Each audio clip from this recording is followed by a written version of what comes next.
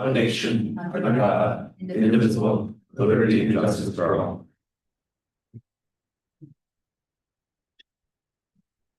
Attendance, Judy, please. Mr. William Brew. Here. Mr. Don Carpenter. Here. Don Conti. Here. Vivian Demko. Here. Dr. Laurel Erickson Parsons. Mrs. Tracy Magnotta. Here. Dr. Shamim Paxad. I'm present. Mr. Jay Santos. Present. Board President, Mr. Cedric Detmar. Here. 8 present, 1 absent. Thank you. Can I get a motion to approve the agenda? So moved. Second. Any discussion? All in favor, say aye. Aye. Opposed? Motion's approved. We had an executive session tonight. We discussed an SVEA contract matter, personnel. We did not discuss the administrative assistant compensation and benefits plan. Can I get a motion to approve the minutes from September 23rd? So moved. Second. Any discussion? Yes, I have a motion. I would move 2 items. If they want to be separated by anyone, let me know. But I would like to move 2 items. In section 14, item D and then item J, which is new business.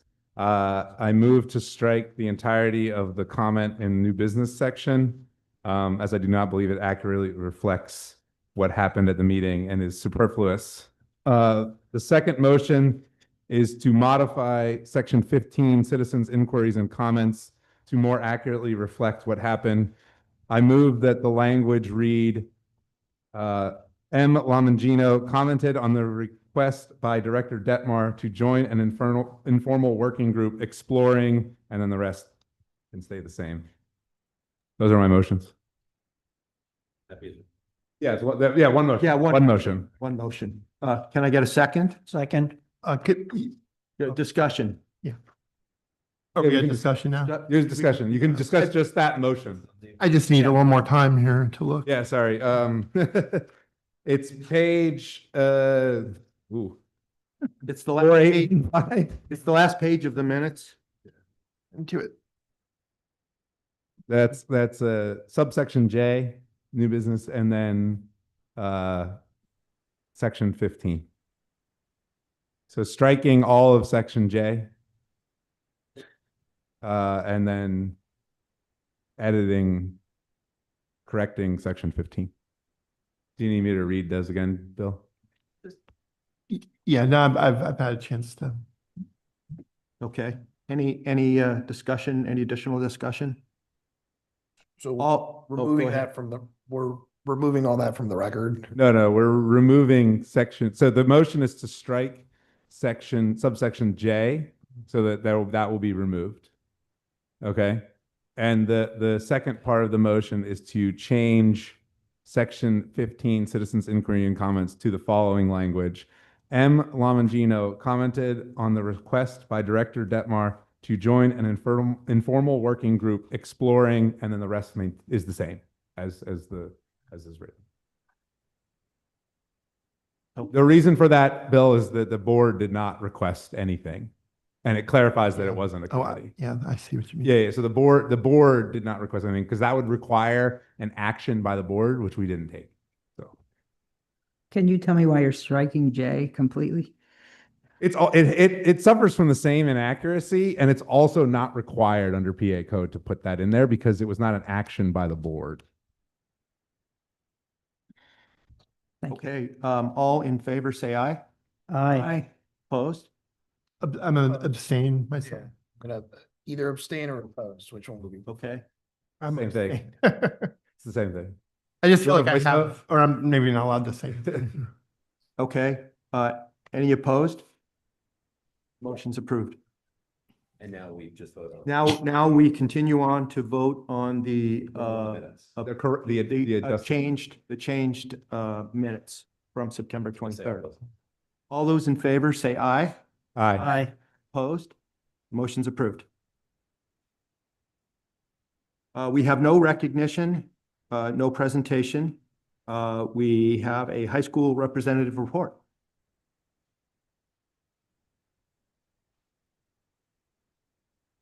Hi, my name is Kristen Lucier. For playoffs, the girls volleyball is moving on. Saucon Valley volleyball upsets Notre Dame and will play in the semifinals tonight at 7 p.m. at Catasauqua High School. Krause continues to dominate. Virginia Krause finished in third at the gold race at Lehigh University's Paul Short Run in a time of 17.12.2, the fastest time by a District 11 runner on that day. The Dartmouth commit is a three-time PIAA champion. Wow. Girls soccer is moving on. Lady Panthers took on Bangor High School last night at Palmerton High School Stadium. And then the cheer team is hosting the Harlem Wizards. Cheer's biggest fundraising event is the Harlem Wizards basketball game on Thursday, November 13th. If you haven't heard of them, they are like the Harlem Globetrotters, but travel the country and world helping schools raise funds through a fun-filled basketball game with faculty, staff, coaches, and administrators. The Harlem Wizards are renowned for their electrifying performances, mixing top-notch basketball with dazzling entertainment. This event isn't just a game, it's a chance to rally school spirit, engage our students and athletes, see our SV staff and coaches play, and help fundraise for the Saucon Valley cheerleaders. We expect a sellout event. The Saucon Valley High School Environmental Club is holding a Fall Fest on October 23rd from 4 to 6 p.m. at the Environmental Center. Join us for games, crafts, costume contest, haunted woods, pumpkin painting, a scavenger hunt, a bake sale, and more. This is a free event, but donations are welcome. Come by for some fun before you head over to the trunk or treat at 6. The Leo Club is hosting the trunk or treat on October 23rd from 6 to 8 p.m. It'll be held in the district office's parking lot. There will be arts and crafts, games and face painting, baked goods, and trunk or treating. You can buy tickets to vote for your favorite trunk, and all proceeds will go to the Breast Cancer Foundation. Thank you. Any questions? I just want to make sure, thank you very much, by the way. I just want to make sure I understood. So we have a student who's an athlete who's committed to Dartmouth.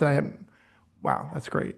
That's fantastic news. A lot of big commits this year. That's great. Wow.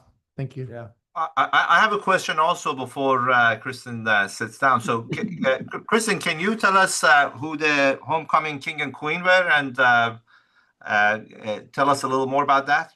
Oh yeah, the homecoming king and queen were announced last week. It was Kristen Lucier and Tommy King.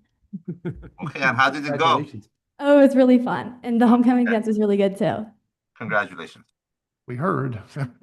Thank you. Any other questions? Thank you, Kristen. Thank you. Okay. Superintendent report, Ms. Vlasny? Thank you, Mr. Detmar. So October has been a busy and exciting month here in Saucon Valley. We've celebrated homecoming, National Fire Prevention Week, and hosted Rachel's Challenge assemblies, all events that highlight our sense of community. A big thank you to everyone who attended the community pep rally and bonfire, and a special shout out to the first responders who helped make it a safe and memorable evening. Our senior athletes had a great time marching the parade to the elementary school before Friday's game. The marching band played as they walked the halls, and the elementary students lined up to give high fives, and it was a fun and heartwarming moment, which everyone involved had a great time. Our Rachel's Challenge assemblies took place over 4 days, 2 for the middle school, 2 for the high school. These sessions focus on connection, kindness, and empathy, all proven to make a real difference in supporting students' mental health here in Saucon Valley. And I want to thank all the students who engaged so thoughtfully, our teachers who led by example, and everyone who helped make those days possible. Our elementary school students also had some exciting hands-on learning experiences. During Fire Prevention Week, the local firefighters visited to teach important safety strategies and show our students their equipment, helping kids see that the firefighters aren't scary and they're there to help them. And in 3rd grade, students had their annual science lesson on cockroaches, learning that not everything that crawls and hisses is bad. And there's photos from that lesson on our website if you want to check it out. Meanwhile, our older students, they were busy taking part in the 1776 style town hall debate, and the AP science students were getting their hands into living ecosystems. Those are also on online on our website if you also want to check those out.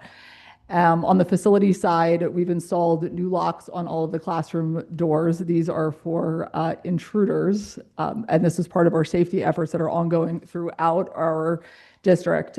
There are also door shades that are next, and they'll be installed very soon on all of the classroom windows and doors. Finally, we're thrilled to welcome Mr. Hauser, who is our new Saucon Valley Middle School principal. Mr. Hauser started yesterday, so you're very new. Mr. Hauser brings more than a decade of educational experience. He was a principal of Northern Lehigh Middle School and assistant principal in both Lehighton and Northern Lehigh. He's taught language arts in 7th through 12th, and before working in education, he was a park ranger in Carbon County. So we welcome you, and we're excited to have you as part of our team. In November, there's lots to look forward to. On November 13th, Chef Bill will be returning, as all of you may have seen on our social media, to work with our food service team, helping staff prepare for a delicious scratch-made Thanksgiving-themed meal that everyone looks forward to in the district. His trainings have been a great source of pride and professional growth for the team, and we're excited to welcome him back. And then on November 20th, we're hosting a special Wall of Fame ceremony to honor 2 of our distinguished alumni. Mr. Ryan O'Connell is the music director at Disneyland Resort and a teaching artist for Disney Imagination Campus. He's composed and arranged and orchestrated music for Fox, Netflix, Cartoon Network, Nickelodeon, Disney, NBC, and CBS, and has worked with artists such as Bette Midler, Michael Bublé, and Megan Hilty.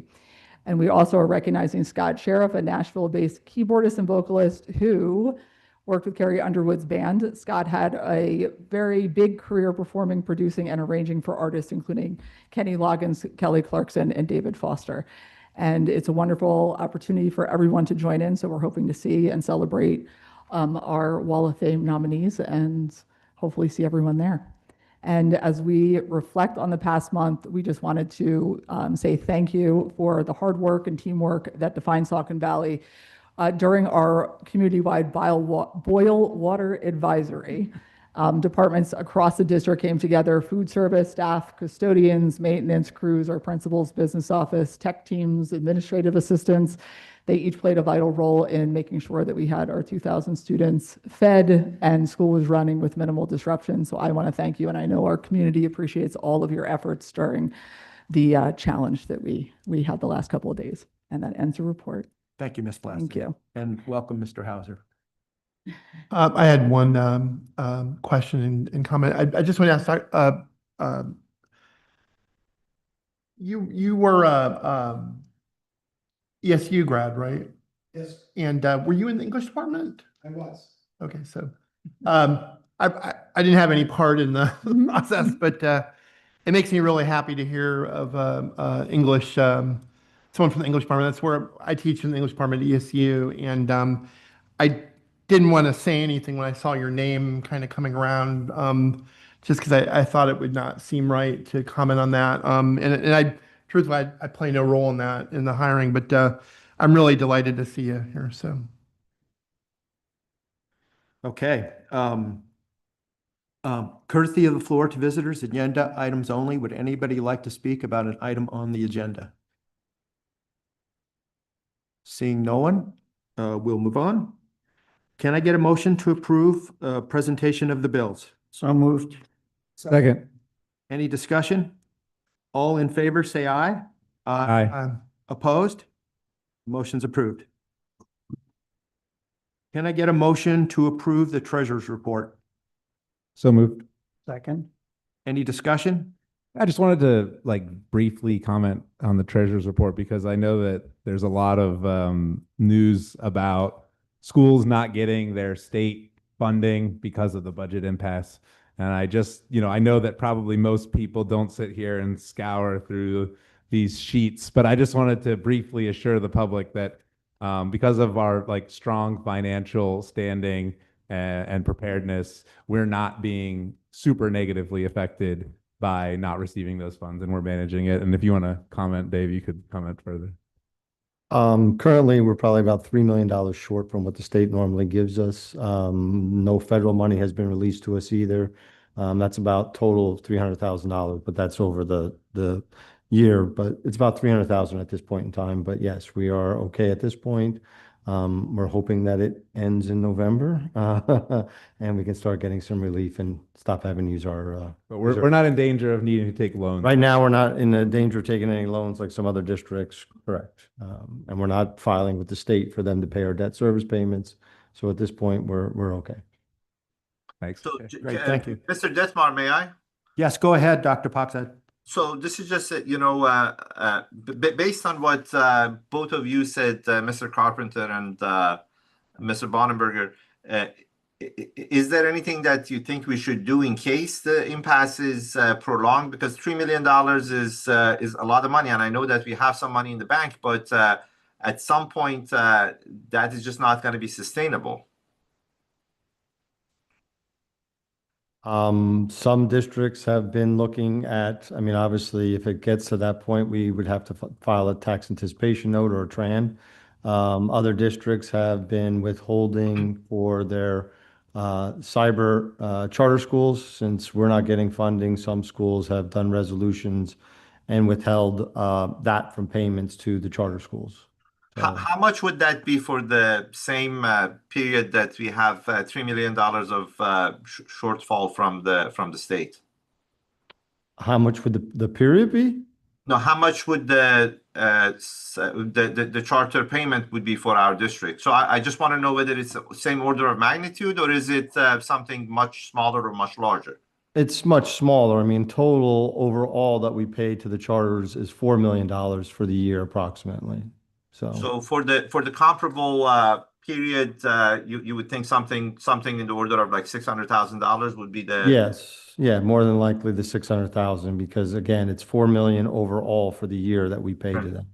So that 600K, have you already paid that, or you haven't? We've paid the charter schools because they start billing, they get paid for July, August, yes, and September.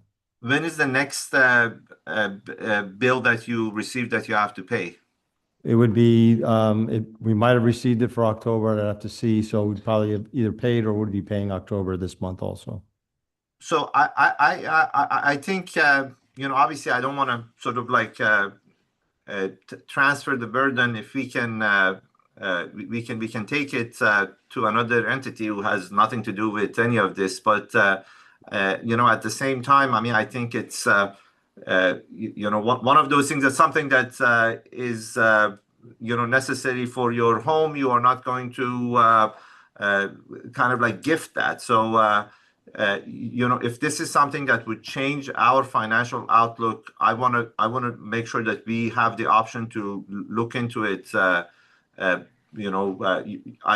like your optimism about thinking that the budget impasse will be resolved by the end of November, but as we know, there is no guarantee about that. So I just don't want to sort of like find ourselves in a place where we can't make our payroll, and we should do anything that we can to prevent that. I really appreciate what Don said. We are in really good shape, and so it's easier for us to absorb the stress, but not without limits. All that said, we're also part of a state, and to quote George Costanza, we're part of a society, and it is really bad what's happening, and I would welcome our superintendent, for example, or our board president, and talking with local legislators and telling them, hey, come on, this is not good. It's certainly, there's a lot of stress all over the Pennsylvania right now. And I know in higher education, it's a really bad problem right now. It's wreaking havoc with planning, so it is, even though it's not our immediate problem, we're in a position to raise our voices, and I think this is a important thing to do. So anyway, thanks. Thank you, Mr. Byrne. Mr. Detmar, may I ask one more question? I'm Sure. sorry. Go ahead. So the way that Mr. Bonenberger, you've been making your payroll, is it? Are you withdrawing money from the undesignated fund balance, or is it, from another source? No, at this point in time, we are not tapping into our reserves. I mean, obviously, real estate's coming in, so we have not had to take money that, we haven't reinvested some of it out just in case, but we have not tapped into the money, that we normally invest out and hold. So again, we're operating because the funds are coming in from our earned income tax, the funds are coming in from real estate. So we have not had to borrow from any of the savings at this point in time. So if I can just sort of like explain that and make sure that I understand it correctly, please verify that the revenue, the local revenue that we receive comes sort of at the beginning of the year, which is September, when the tax bills are due for the early bird, and that is what you're referring to, that we've received a lot of the income that is the income for the year, but we've received it sort of like towards the beginning of the year. As a result of that, that is not a burden for us at this point. Is that correct? Yes, we're receiving in August, the bills go out. So we're receiving our collection, and it's on target to what we've been receiving in the past. So we're not having any issues at this point in time. Okay, thank you. Thank you, Dr. Paksa. Any other comments on the treasurer's report? All in favor, say aye. Aye. Opposed? The motion's approved. On to education. We have an academic and personnel committee meeting summary from October 1st in the packet. We have 3 items. I'll read through the items and then ask for a motion. Item number 1, first reading, policy 008. Item number 2, conference. Item number 3, state golf tournament. Would anyone like any of those considered separately? Can I get a motion for items 1 through 3? So moved. Second. All in favor, say aye. Aye. Opposed? Motion's approved. On to personnel. We have no items. I'm sorry. Yeah. On that meeting, there was also a discussion where we had a discussion. It was a public discussion that was, I thought, was a pretty important. There was no action connected to it. Oh, are you talking? Oh, I think maybe we can do that in new business. Okay, because I was wondering if I wanted to say something about that discussion, would it be a better time to do that now, or should I wait? Yeah, it's not connected to education, so I think it would be better to. No, I mean academic personnel. Yeah. Oh, go ahead. Make a Okay, comment right, on yeah. academic and personnel. Yeah, so we had a pretty extensive discussion at the academic and personnel committee meeting, which is a public meeting, about the creation of a working group that was created in the last regular board meeting to discuss the possibility of some kind of recognition connected to Charlie Kirk's public assassination. And the working group, I was the leader of the working group. I was asked to serve. I accepted that. I thought it was a good idea to have the working group for sure. The group was was composed of a bipartisan group of people from the community.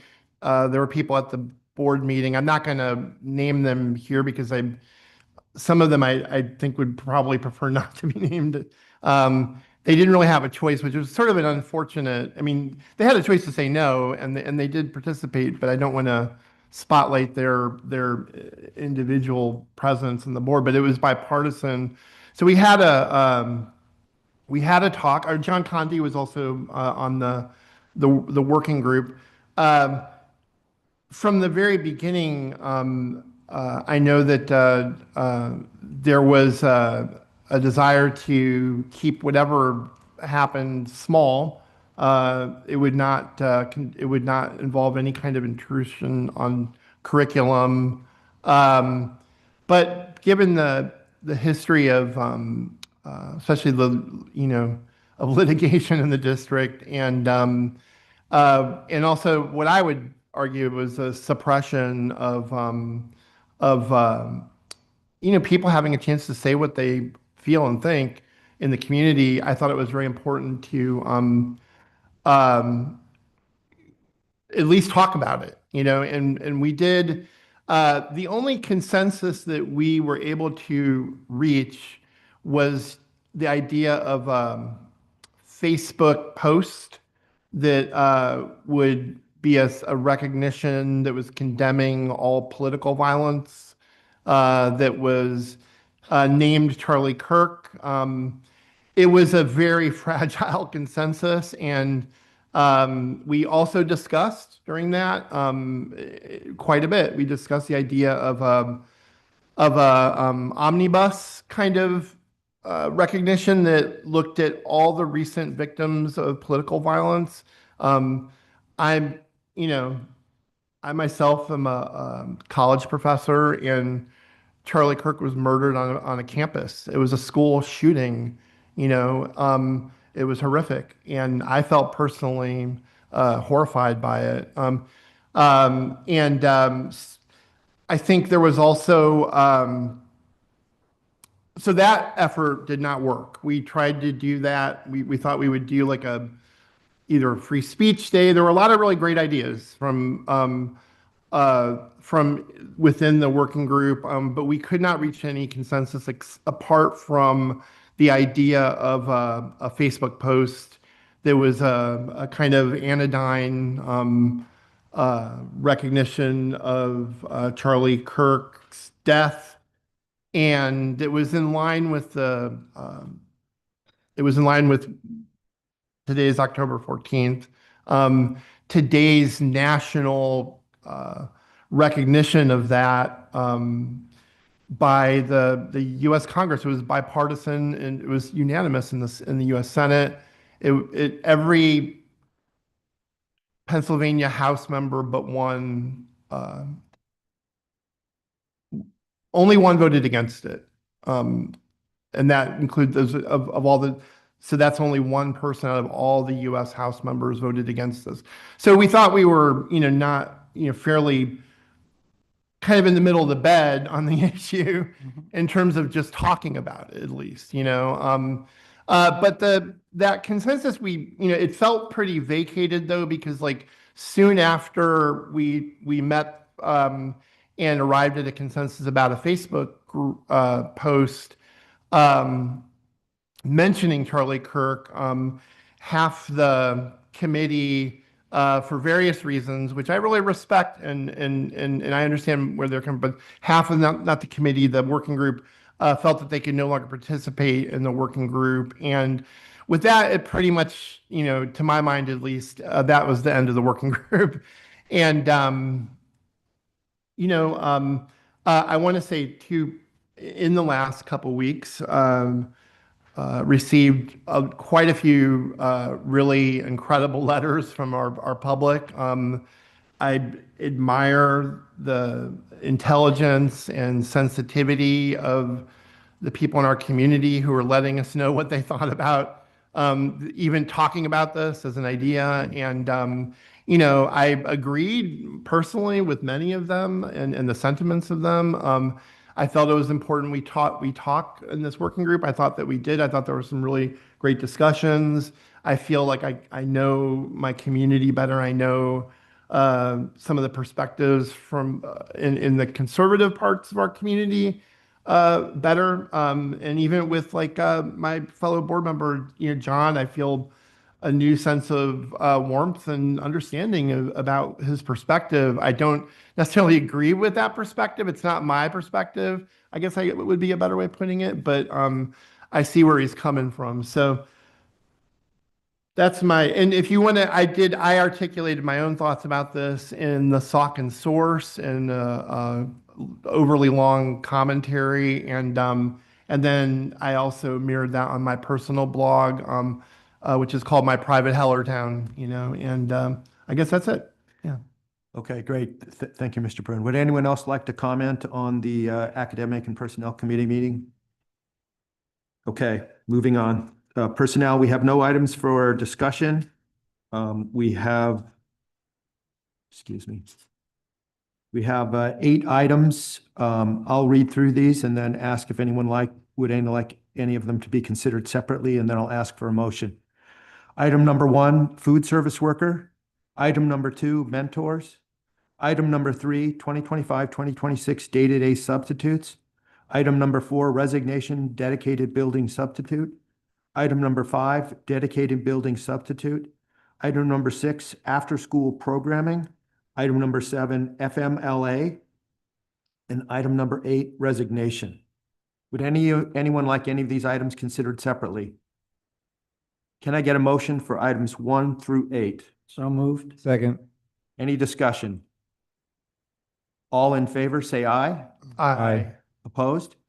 The motion's approved.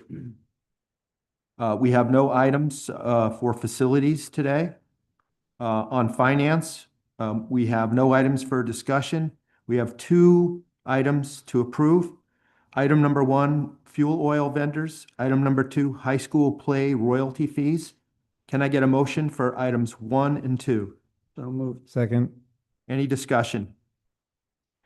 All in favor, say aye. Aye. Opposed? The motion's approved. Okay, on to community updates. Mr. Conti, anything for the chamber? Nothing to report. Okay. Ms. Erickson Parsons is not, Dr. Erickson Parsons is not here today. We don't have an update from the Northampton Community College today. They haven't met yet this month. Bethlehem Votech School. Ms. Demko, do you have any items? I do, but I wasn't at the last meeting, so you'll have to update that. But there is an open house next Wednesday at Bethlehem Votech. It starts at 5:30 and goes to 7:30. The location is at the Botechnical School, and it's open for everyone, community members, parents, prospective students. I went last year. It's phenomenal. You get to meet the instructors. You go around and see everything. There's fun children activities, refreshments are available. So I highly recommend it. Thank you. Thank you.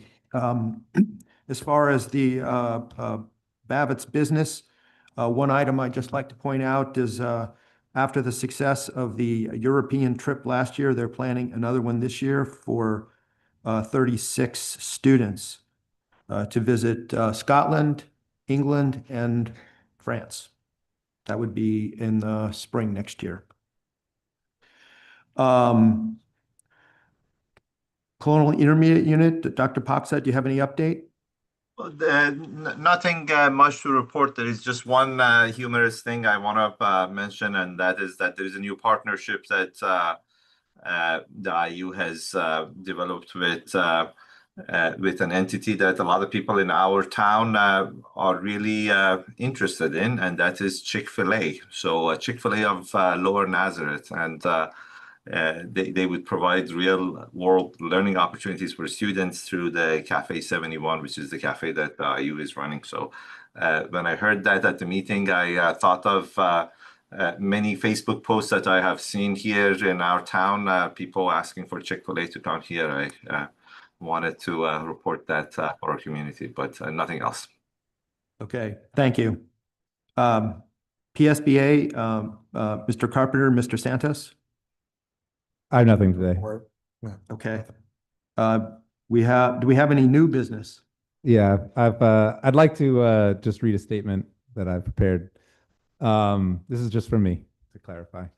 So I just want to go over something in the interest of public understanding and transparency, to go over some of the board's policies and my understanding of the law in an attempt to shed more light sort of on the situation that we've found ourselves in over the past 3 weeks.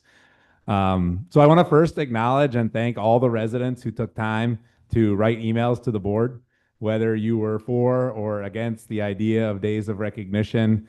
You know, engagement is important, and it's a needed part of our democratic process. And When you have elected the 9 of us to represent you, but I always still respectful and great engagement in the process.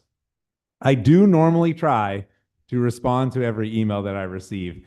However, I probably received, I don't know, 30 or 40 emails on this, and it was impossible for me to respond to each one of them. So I just want to right now recognize and thank all the people that reached out. No matter what you had to say, I appreciate hearing it. So before our last meeting, we received an email that requested a day of recognition for a slain political activist. And the message didn't just request sort of a symbolic board action. It was suggestive of actual instructional sort of topic on the topic to the student body. And while this board does have the ultimate approval of curriculum, we typically don't operate in a top-down method, right? We typically don't tell the administration, the teachers, how to do their curriculum or what to teach. It's usually a collaborative process where we're involved in more of an understanding role and an influential role, but there's a lot of process involved in terms of community engagement, subject matter experts, and things like that. So it's not normally the process that we would just initiate a curricular-based initiative from this board. I'm not saying it can't happen anywhere, but I'm saying it's not typical. So several board members, after receiving that email, were supportive of the measure, but our policy requires that either the administration supports a measure and puts it on our agenda, or 3 board members do to put it on the agenda. And so that means that if you don't see something on the agenda, and let's say it's something that has been requested through email, or something where a community member came up to the podium here and requested it. If you don't see it on our agenda, that means that not even a small minority of the board is interested in debating or taking action on that item. It's important to understand that sort of technical process so you can understand sort of like what's happening when we can't say something. So given that the item was not on last meeting's agenda, and it was also not on this meeting's agenda, that means that 3 board members didn't support discussing and debating it. So items not on the agenda can't be debated or acted upon by the board. That's law, okay? So the Sunshine Law requires that our elected officials who represent a community, we have to debate and take action at meetings that are announced to the public and the topics that are announced to the public in advance. There are some exceptions for like emergencies and confidential matters, but on the whole, that's what has to happen. So the technicality about not being on the agenda is important because it showed that there wasn't support from the board for the motion. However, our current agenda structure and the discussion that kind of happened last meeting caused some confusion amongst the residents and maybe even the media.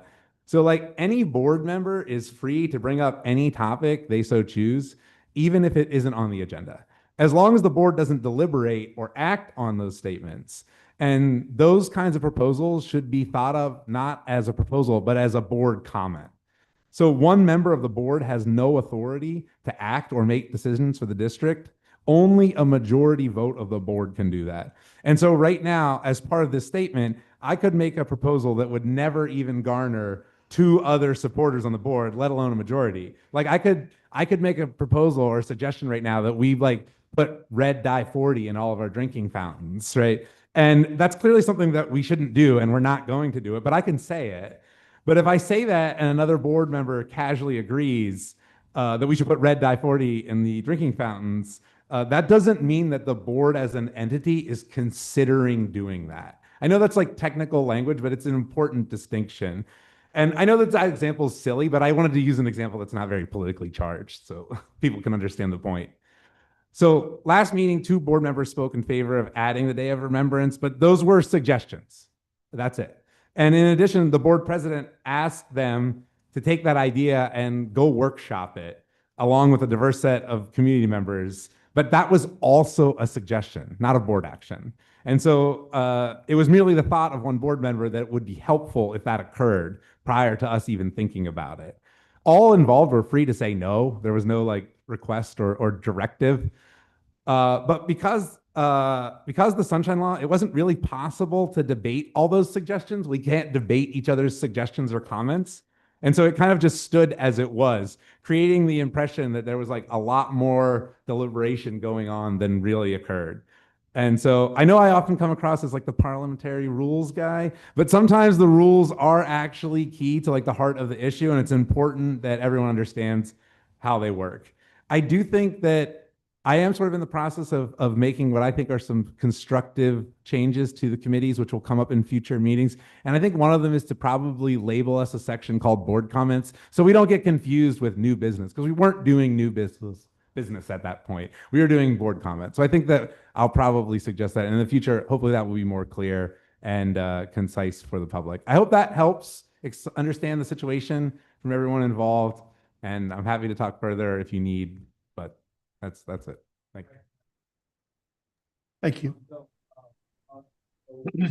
Board members, possibly including myself, Your microphone is not on, Mr. Detmar. Sorry, thank you. Though, first, thank you, Mr. Carpenter. I'd like to just say that though other board members, including myself, would like to debate Mr. Carpenter, maybe not disagree with him, but even agree with him.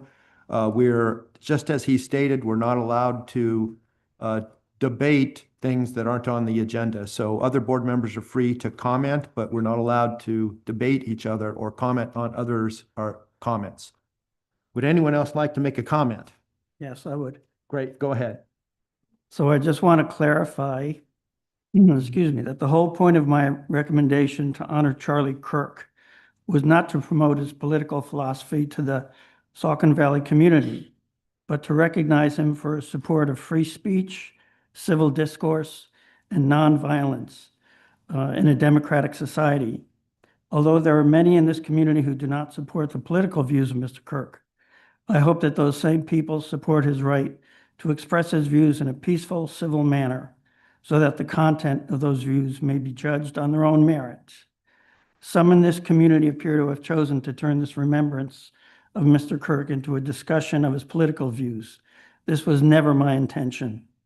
I view his assassination as a teachable moment to be used as a poignant reminder of our rights and responsibilities as members of society, especially regarding free speech, civil discourse, and nonviolence.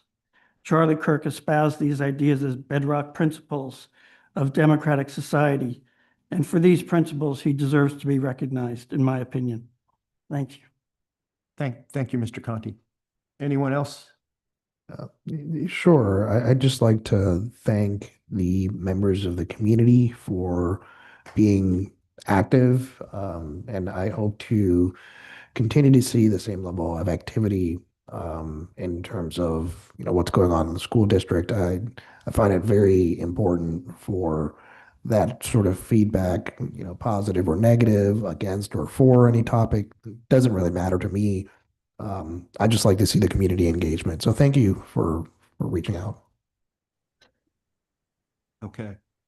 I would just like to say that the reason that I asked the community and board members to participate in the working group was because I feel really strongly about some of the things that others have said, that our right to free speech is really, really important for all of us. It's especially important for people who want to speak out. When you speak out, that's when others might find what you say objectionable. And so that's the time when free speech really matters, is when someone's speech seems vile to us and completely wrong. That's really the time when it matters, when we have to think, well, if I find his speech vile, maybe there's somebody out there that would find mine vile if I spoke up. And it's so important that we feel free to speak when we have something important to say. And so that was one of the big parts of the reason why I made that request. And then also, political violence is something that can seem far away to all of us. Oh, it's something that happens to people in Washington or people like Charlie Kirk. But, if you look back in the past, when societies get very polarized, political violence can reach right down into communities. If you're not familiar, when I was young, I would hear, it seemed like multiple times a month about shootings and bombings in Northern Ireland. Excuse me. And they actually created a wall to separate the two parties so that they wouldn't kill each other. And they still, every day, they close the gates on that wall and they call it the peace wall. And, you know, that's just, I mean, we're not there, but that's where things can go if we let political violence get out of control. So tolerating, even if you totally disagree, tolerating free speech and completely rejecting political violence is so important for our democracy and our way of life that I would just ask that everybody think about that for a second, before we move on. Thank you. That's what I have to say. Anyone else want to make a last comment? Okay, moving on. Oh, yes, go ahead, Dr. Poxon. Yes, but since we are in the new business, I wanted to bring up something unrelated to the topic that you were speaking. Is that okay? Yeah, you can raise any new business you'd like. Yeah, so this is a community member and parent, Dr. Matthew Green, reached out to me, and he's an expert in systems engineering, and he owns a company that works in areas of electrification, and he's doing studies for different entities for understanding what the options are for the electrification of various parts of their system, and in particular about transportation system. And he wanted to know whether our school would be interested in just basically getting a free study of our transportation system and what that would look like if at some point in the future it becomes electric. The sort of a conversation that I had with him was with the understanding that this is probably not a viable option now based on the pricing and the size and so forth, but that was the request that I received, and I told him that this is I think a valuable thing for us to have. Probably will not change how we are operating our transportation system or the expenditures in the near future, but I think it's a worthwhile effort on his part, and he's volunteering to do that. So I just wanted to bring that up to the attention of the board. I will, if unless there is a reason for me not to do that, I wanted to put him in touch with the administration, and I don't think there is anything that in terms of actions that we need to do, but I wanted to share that with the board and with the community. Thank you, Dr. Poxon. Thank you. Any other new business? Okay, moving on. Any old business that anyone would like to raise? Hearing none. Citizens' comments and inquiries. You're now free to come to the podium and make a comment about any topic you choose. I see some extra faces here. I just want to make sure everybody heard. This is the time when you can speak if you want to. Okay. Oh.